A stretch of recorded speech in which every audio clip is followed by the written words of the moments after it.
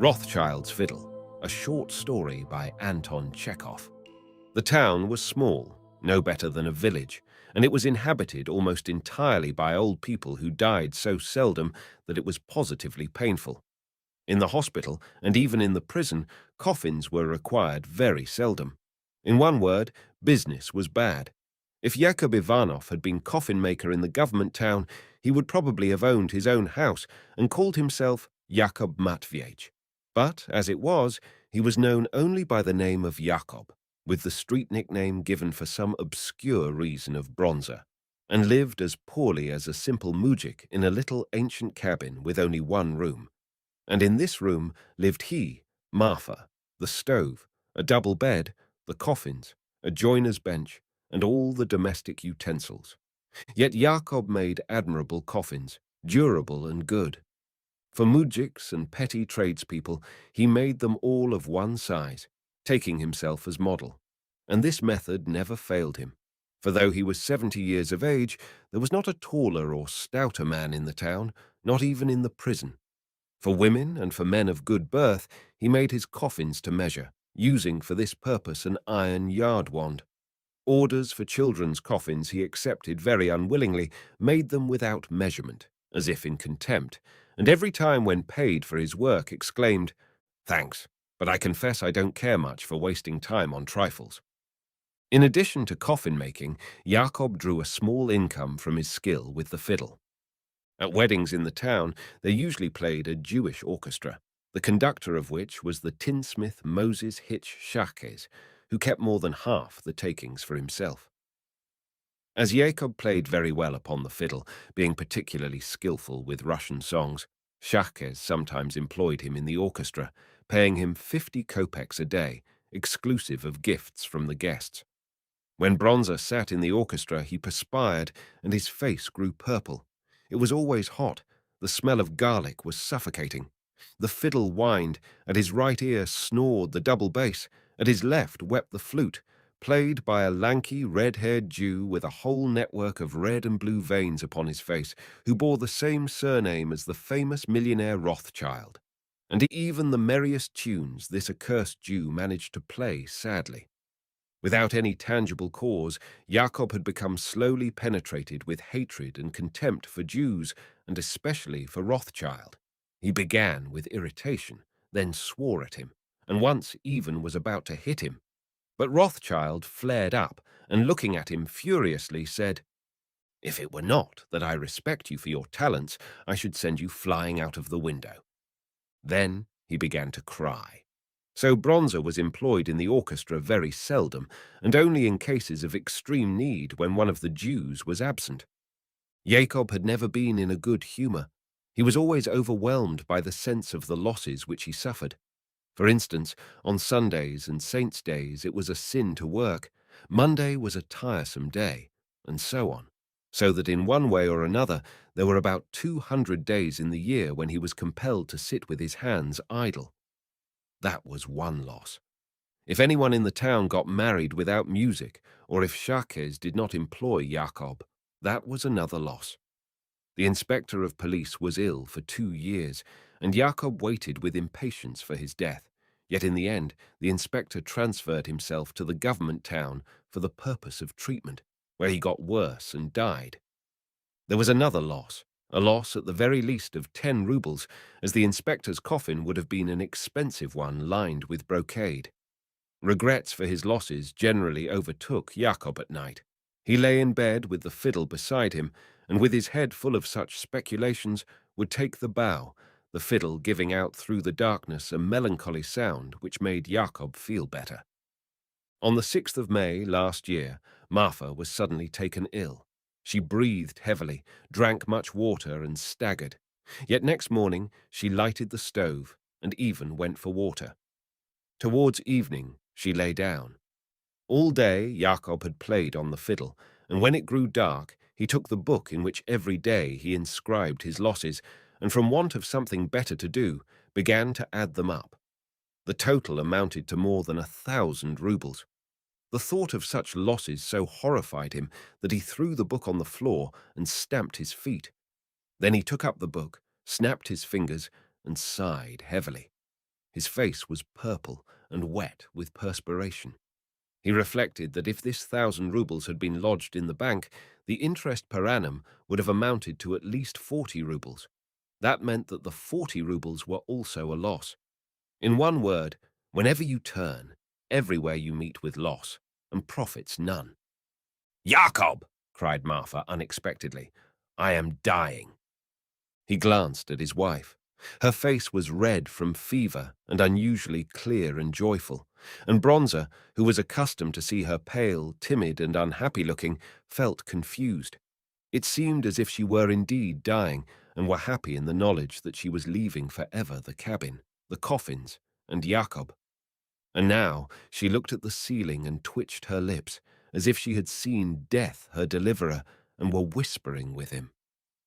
Morning came. Through the window might be seen the rising of the sun. Looking at his old wife, Yakob somehow remembered that all his life he had never treated her kindly, never caressed her, never pitied her, never thought of buying her a kerchief for her head, never carried away from the weddings a piece of tasty food, but only roared at her, abused her for his losses, and rushed at her with shut fists. True, he had never beaten her, but he had often frightened her out of her life and left her rooted to the ground with terror. Yes, and he had forbidden her to drink tea, as the losses without that were great enough, so she drank always hot water. And now, beginning to understand why she had such a strange, enraptured face, he felt uncomfortable. When the sun had risen high, he borrowed a cart from a neighbor and brought Marfa to the hospital. There were not many patients there, and he had to wait only 3 hours. To his joy, he was received not by the doctor, but by the feldsher, Maxim Nikolaich, an old man of whom it was said that, although he was drunken and quarrelsome, he knew more than the doctor. "May your health be good," said Yakob, leading the old woman into the dispensary. "Forgive me, Maxim Nikolaich, for troubling you with my empty affairs. But there, you can see for yourself my object is ill.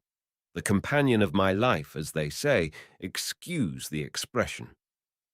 Contracting his grey brows and smoothing his whiskers, the feldsher began to examine the old woman, who sat on the tabouret, bent, skinny, sharp-nosed, and with open mouth, so that she resembled a bird that is about to drink.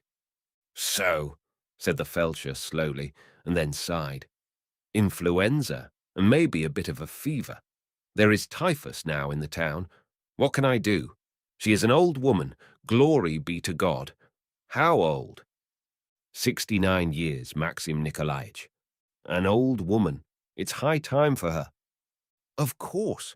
Your remark is very just," said Yakob, smiling out of politeness, "and I am sincerely grateful for your kindness, but allow me to make one remark. Every insect is fond of life."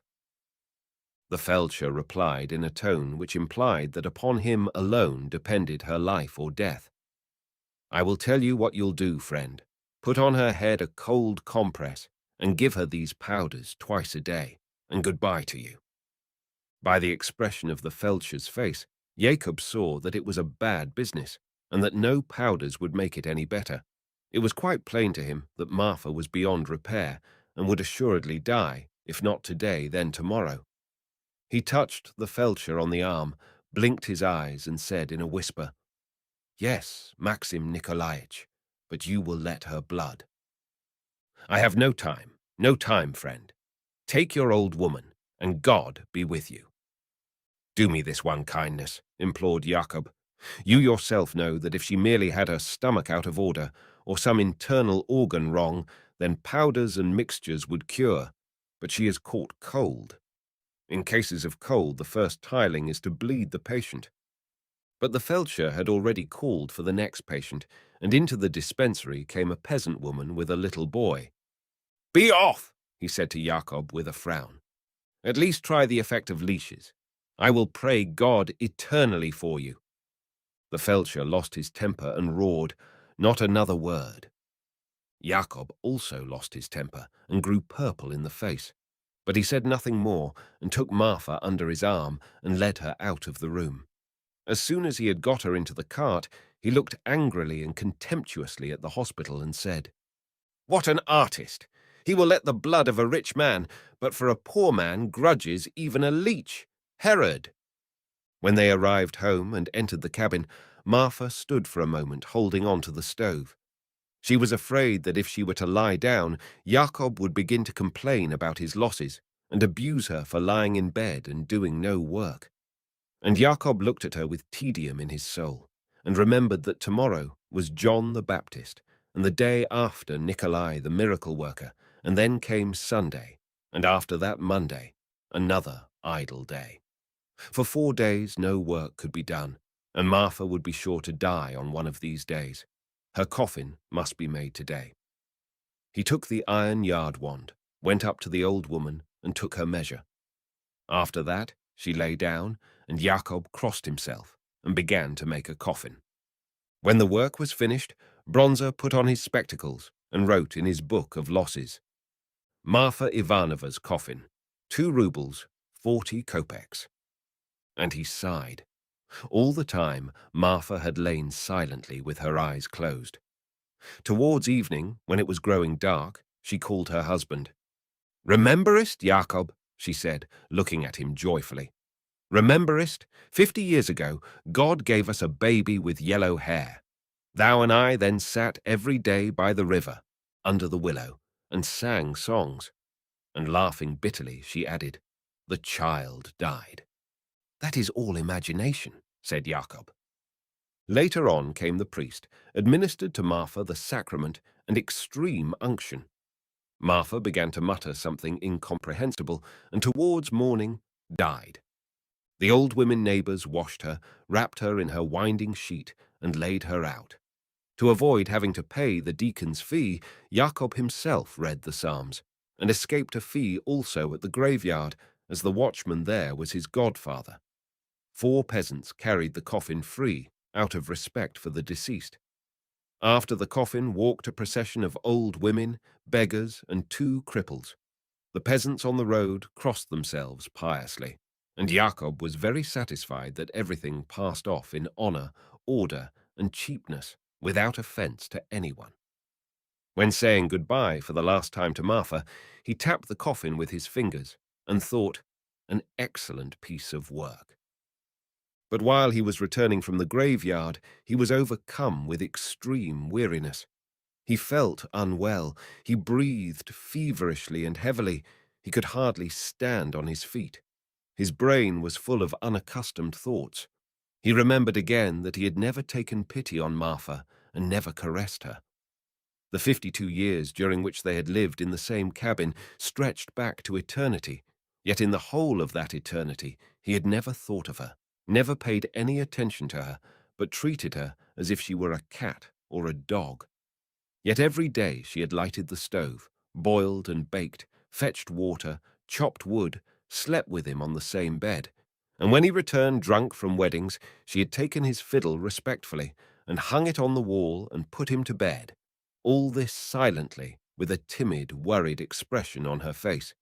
And now he felt that he could take pity on her and would like to buy her a present, but it was too late. Towards Yakob, smiling and bowing, came Rothchild. "I was looking for you, uncle," he said. "Moses Ilitch sends his compliments and asks you to come across to him at once." Yakob felt inclined to cry. "Begone!" he shouted, and continued his path. "You can't mean that!" cried Rothchild in alarm, running after him. "Moses Hitch will take offense. He wants you at once." The way in which the Jew puffed and blinked, and the multitude of his red freckles awoke in Yakob disgust. He felt disgust, too, for his green frock coat, with its black patches, and his whole fragile, delicate figure. "What do you mean by coming after me, garlic?" he shouted. "Keep off!" The Jew also grew angry and cried, "If you don't take care to be a little politer, I will send you flying over the fence." "Out of my sight!" roared Yakob, rushing on him with clenched fists. "Out of my sight, abortion, or I will beat the soul out of your cursed body. I have no peace with Jews." Rothchild was frozen with terror. He squatted down and waved his arms above his head as if warding off blows, and then jumped up and ran for his life. While running, he hopped and flourished his hands, and the twitching of his long, fleshless spine could plainly be seen. The boys in the street were delighted with the incident and rushed after him, crying, "Jew! Jew!" The dogs pursued him with loud barks. Someone laughed, then someone whistled, and the dogs barked louder and louder. Then, it must have been, a dog bit Rothchild, for there rang out a sickly, despairing cry. Yakob walked past the common and then along the outskirts of the town, and the street boys cried, "Bronzer! Bronzer!" With a piping note, snipe flew around him, and ducks quacked. The sun baked everything, and from the water came scintillation so bright that it was painful to look at. Yakob walked along the path by the side of the river and watched a stout, red-cheeked lady come out of the bathing place. Not far from the bathing place sat a group of boys catching crabs with meat, and seeing him, they cried maliciously, "Bronzer! Bronzer!" And at this moment before him rose a thick old willow with an immense hollow in it, and on it a raven's nest. And suddenly, in Yakob's mind, awoke the memory of the child with the yellow hair of whom Marfa had spoken. Yes, it was the same willow, green, silent, sad. How it had aged, poor thing. He sat underneath it and began to remember.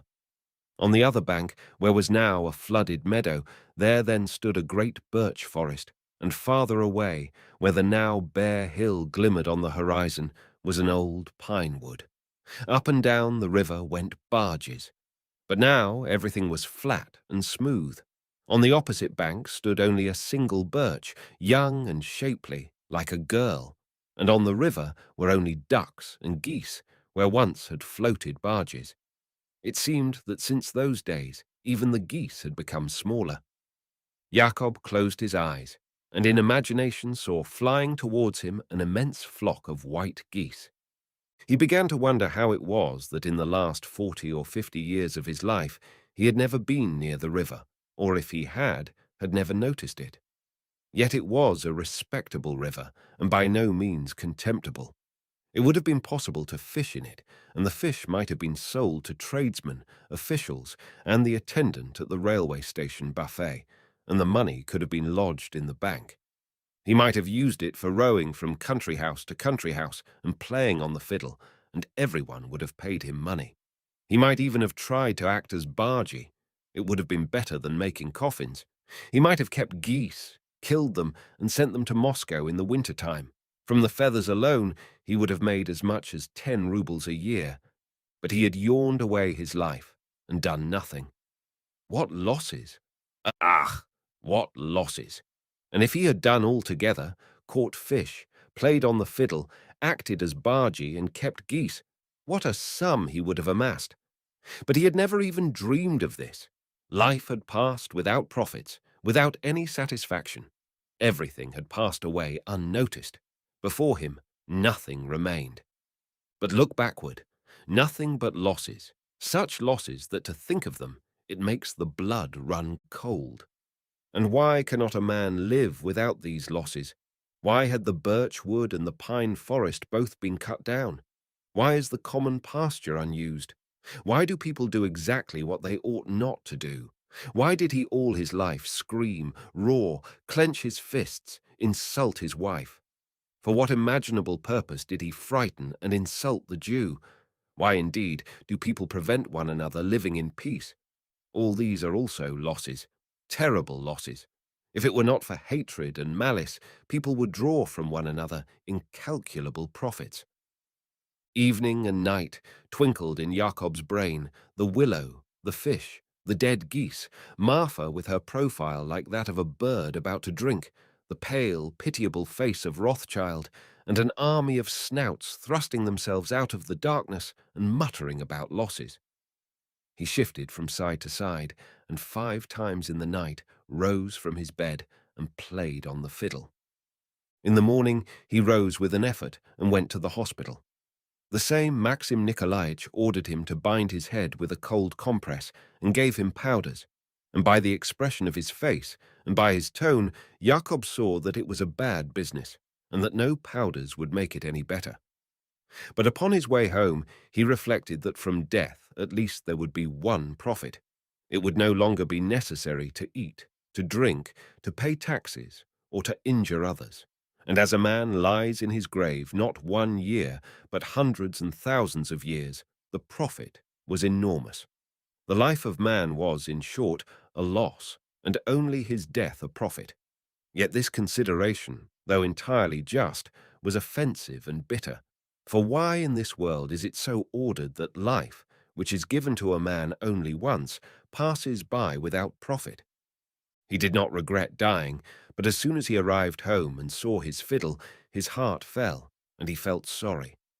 The fiddle could not be taken to the grave. It must remain an orphan, and the same thing would happen with it as had happened with the birch wood and the pine forest. Everything in this world decayed, and would decay. Yakob went to the door of the hut and sat upon the threshold stone, pressing his fiddle to his shoulder. Still thinking of life, full of decay and full of losses, he began to play, and as the tune poured out plaintively and touchingly, the tears flowed down his cheeks, and the harder he thought, the sadder was the song of the fiddle. The latch creaked twice, and in the wicket door appeared Rothchild. The first half of the yard he crossed boldly, but seeing Yakob, he stopped short, shriveled up, and apparently from fright began to make signs as if he wished to tell the time with his fingers. "Come on, don't be afraid," said Yakob kindly, beckoning him. "Come." With a look of distrust and terror, Rothchild drew near and stopped about 2 yards away. "Don't beat me, Yakob. It is not my fault," he said with a bow. "Moses Hitch has sent me again." "Don't be afraid," he said. "Go to Yakob again, and tell him that without him we cannot possibly get on. The wedding is on Wednesday. Shapovalov's daughter is marrying a wealthy man. It will be a first-class wedding," added the Jew, blinking one eye. "I cannot go," answered Yakob, breathing heavily. "I am ill, brother." And again he took his bow, and the tears burst from his eyes and fell upon the fiddle. Rothchild listened attentively, standing by his side with arms folded upon his chest. The distrustful, terrified expression upon his face, little by little, changed into a look of suffering and grief. He rolled his eyes as if in an ecstasy of torment, and ejaculated, "Watch!" And the tears slowly rolled down his cheeks and made little black patches on his green frock coat. All day long Yakob lay in bed and worried. With evening came the priest, and confessing him, asked whether he had any particular sin which he would like to confess. And Yakob exerted his fading memory, and remembering Marfa's unhappy face, and the Jew's despairing cry when he was bitten by the dog, said in a hardly audible voice, "Give the fiddle to Rothchild." And now in the town everyone asks, where did Rothchild get such an excellent fiddle? Did he buy it, or steal it, or did he get it in pledge? Long ago he abandoned his flute, and now plays on the fiddle only. From beneath his bow issue the same mournful sounds as formerly came from the flute, but when he tries to repeat the tune that Yakob played when he sat on the threshold stone, the fiddle emits sounds so passionately sad and full of grief that the listeners weep, and he himself rolls his eyes and ejaculates, "Watch!" But this new song so pleases everyone in the town that wealthy traders and officials never fail to engage Rothchild for their social gatherings, and even force him to play it as many as 10 times.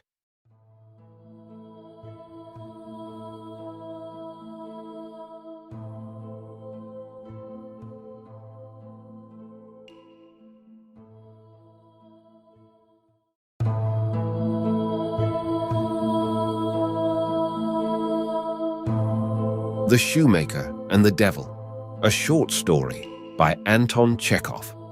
It was Christmas Eve. Maria had long been snoring on the stove. All the paraffin in the little lamp had burnt out, but Fyodor Nilov still sat at work. He would long ago have flung aside his work and gone out into the street, but a customer from Kolokolny Lane, who had a fortnight before ordered some boots, had been in the previous day, had abused him roundly, and had ordered him to finish the boots at once before the morning service. "It's a convict's life," Fyodor grumbled as he worked. "Some people have been asleep long ago, others are enjoying themselves, while you sit here like some Cain and sew for the devil knows whom." To save himself from accidentally falling asleep, he kept taking a bottle from under the table and drinking out of it, and after every pull at it, he twisted his head and said aloud, "What is the reason, kindly tell me, that customers enjoy themselves while I am forced to sit and work for them? Because they have money and I am a beggar." He hated all his customers, especially the one who lived in Kolokolny Lane. He was a gentleman of gloomy appearance, with long hair, a yellow face, blue spectacles, and a husky voice. He had a German name which one could not pronounce. It was impossible to tell what was his calling and what he did. When, a fortnight before, Fyodor had gone to take his measure, he, the customer, was sitting on the floor pounding something in a mortar. Before Fyodor had time to say good morning, the contents of the mortar suddenly flared up and burned with a bright red flame. There was a stink of sulphur and burnt feathers, and the room was filled with a thick pink smoke, so that Fyodor sneezed 5 times. And as he returned home afterwards, he thought, anyone who feared God would not have anything to do with things like that. When there was nothing left in the bottle, Fyodor put the boots on the table and sank into thought. He leaned his heavy head on his fist and began thinking of his poverty, of his hard life with no glimmer of light in it.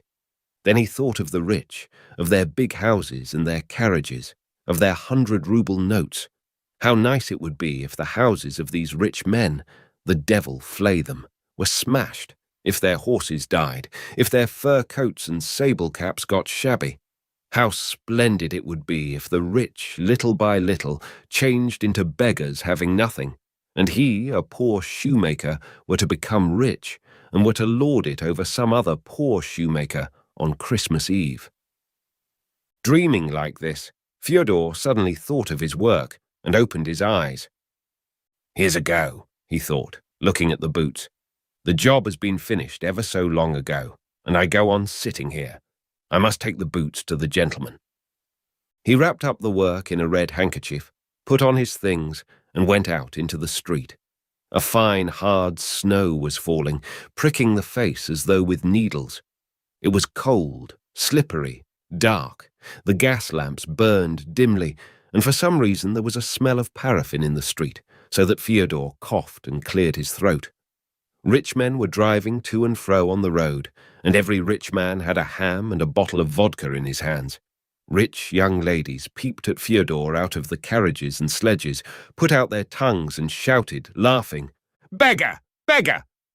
Students, officers, and merchants walked behind Fyodor, jeering at him and crying, "Drunkard! Drunkard! Infidel cobbler! Soul of a bootleg! Beggar!" All this was insulting, but Fyodor held his tongue and only spat in disgust.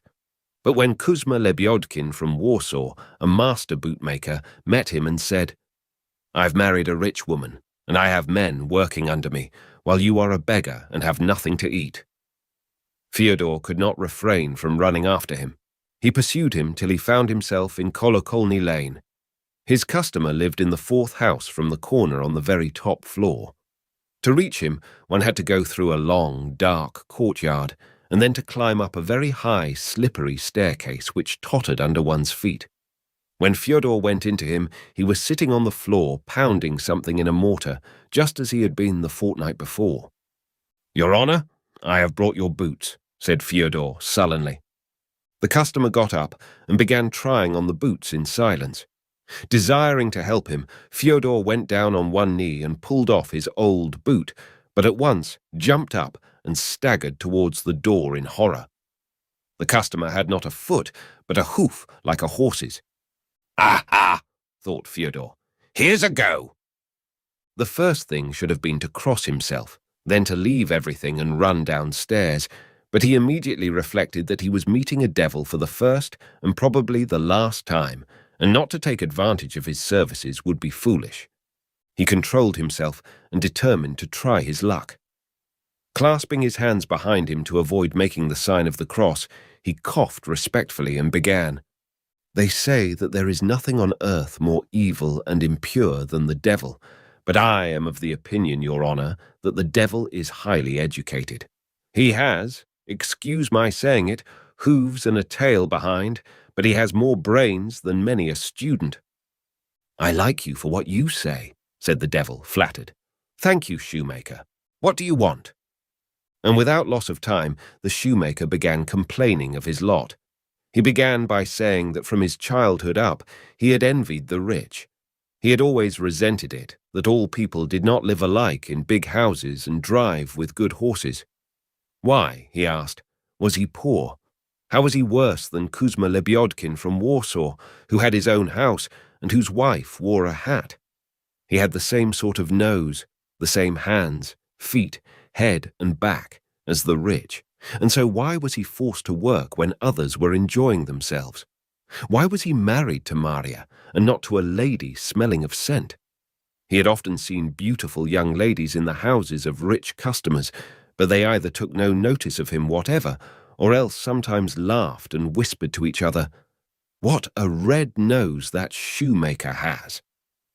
It was true that Maria was a good, kind, hard-working woman, but she was not educated.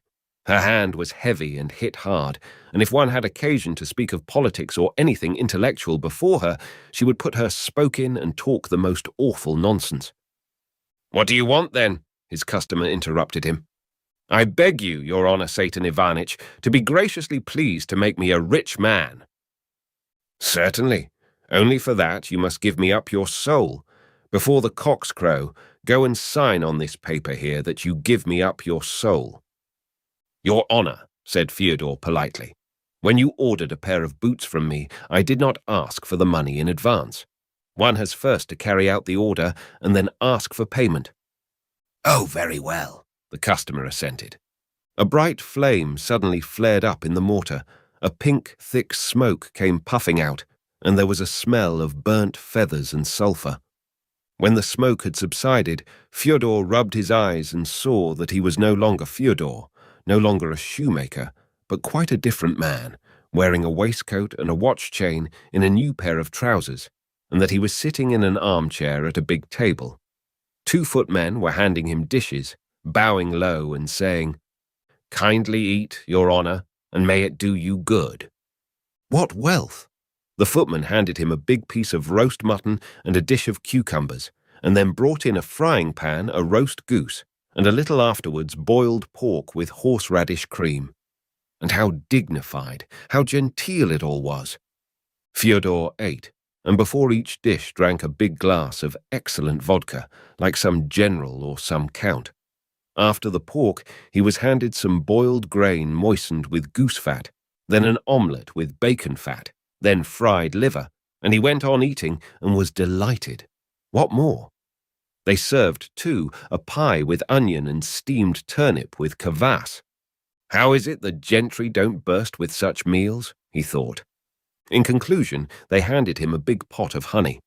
After dinner, the devil appeared in blue spectacles and asked, with a low bow, "Are you satisfied with your dinner, Fyodor Pantelyech?" But Fyodor could not answer one word. He was so stuffed after his dinner. The feeling of repletion was unpleasant, oppressive, and to distract his thoughts, he looked at the boot on his left foot. "For a boot like that, I used not to take less than 7.5 rubles. What shoemaker made it?" he asked. "Kuzma Lebyodkin," answered the footman. "Send for him, the fool." Kuzma Lebyodkin from Warsaw soon made his appearance. He stopped in a respectful attitude at the door and asked, "What are your orders, Your Honor?" "Hold your tongue!" cried Fyodor, and stamped his foot. "Don't dare to argue. Remember your place as a cobbler. Blockhead, you don't know how to make boots. I'll beat your ugly phiz to a jelly. Why have you come?" "For money." "What money? Be off. Come on Saturday. Boy, give him a cuff." But he at once recalled what a life the customers used to lead him to, and he felt heavy at heart, and to distract his attention, he took a fat pocketbook out of his pocket and began counting his money. There was a great deal of money, but Fyodor wanted more still. The devil in the blue spectacles brought him another notebook, fatter still, but he wanted even more, and the more he counted it, the more discontented he became. In the evening, the evil one brought him a full-bosomed lady in a red dress and said that this was his new wife. He spent the whole evening kissing her and eating gingerbreads, and at night he went to bed on a soft, downy feather bed, turned from side to side, and could not go to sleep. He felt uncanny. "We have a great deal of money," he said to his wife. "We must look out, or thieves will be breaking in. You had better go and look with a candle." He did not sleep all night, and kept getting up to see if his box was all right. In the morning, he had to go to church to matins. In church, the same honor is done to rich and poor alike. When Fyodor was poor, he used to pray in church like this: "God, forgive me, a sinner." He said the same thing now, though he had become rich.